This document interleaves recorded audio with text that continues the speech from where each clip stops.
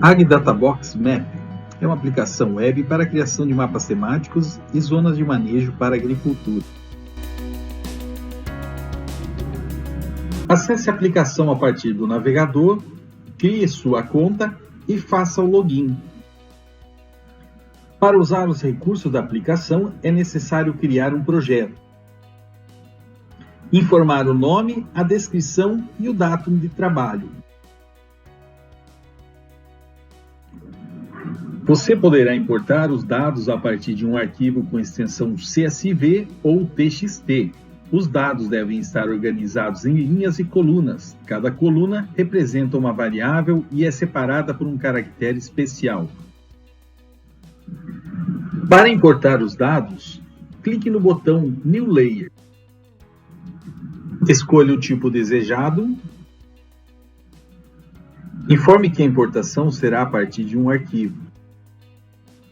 Depois basta escolher o arquivo com extensão .txt ou .csv que contém os dados.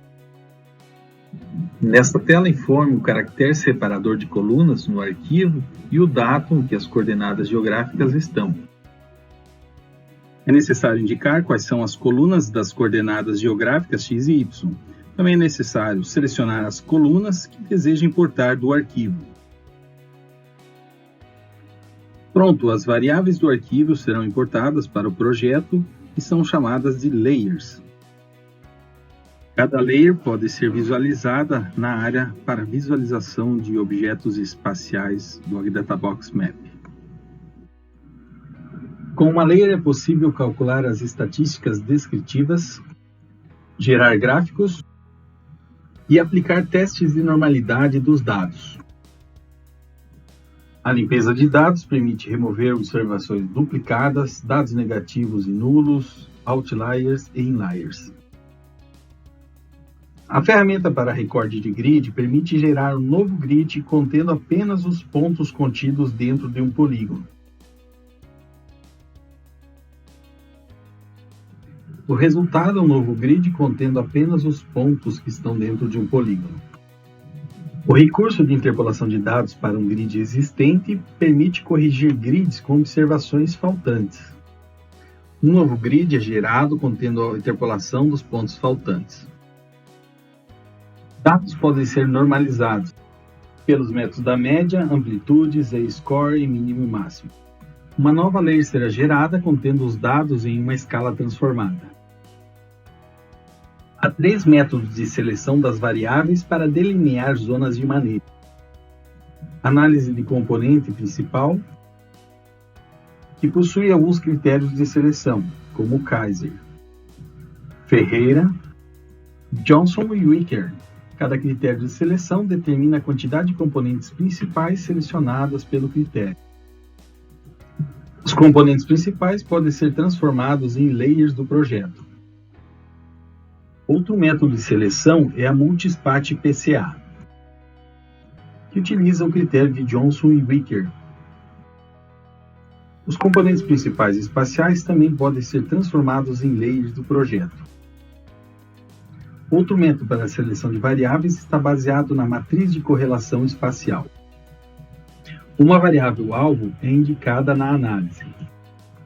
Os passos de execução da análise podem ser observados individualmente, em que o passo 1 é a seleção das variáveis autocorrelacionadas, o passo 2 é a seleção das variáveis correlacionadas com a variável-alvo e o passo 3 é a eliminação das variáveis redundantes. Além disso, a matriz de correlação espacial pode ser gerada e visualizada. A análise de componente principal pode ser executada independente do processo de seleção de variáveis, e nela observar os autovalores, os autovetores e o score das observações. Além disso, são gerados os gráficos, como o scriplot e o bplot. O processo para a seleção do interpolador permite decidir se é melhor utilizar o inverso da distância ponderada ou a crigagem ordinária para interpolar uma variável. Os resultados são ranqueados conforme o índice de seleção de interpolador. Para os modelos geoestatísticos, é possível gerar o gráfico de semivariograma. e então interpolar a variável por krigagem ordinária ou pelo inverso da distância ponderada.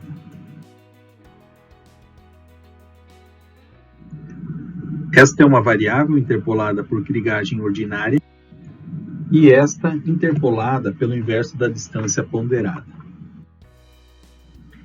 É possível personalizar o estilo da layer, alterando a forma de divisão, a quantidade de classes, a paleta de cores. Ainda é possível personalizar individualmente cada classe, como este exemplo. Para delinear zonas de manejo, são utilizados métodos de agrupamento de dados. Devem ser escolhidas as layers para o agrupamento e um entre os 17 métodos de agrupamento disponibilizados na aplicação. Por fim, a quantidade de classes em que os dados devem ser agrupados. E estes são os resultados dos dados agrupados em 2 classes, 3 classes e em 4 classes. O processo de agrupamento de dados pode gerar pequenos grupos, chamados de manchas, que são inviáveis para operações a campo. A retificação de zona de manejo visa eliminar essas manchas por meio de filtros de processamento digital de imagens.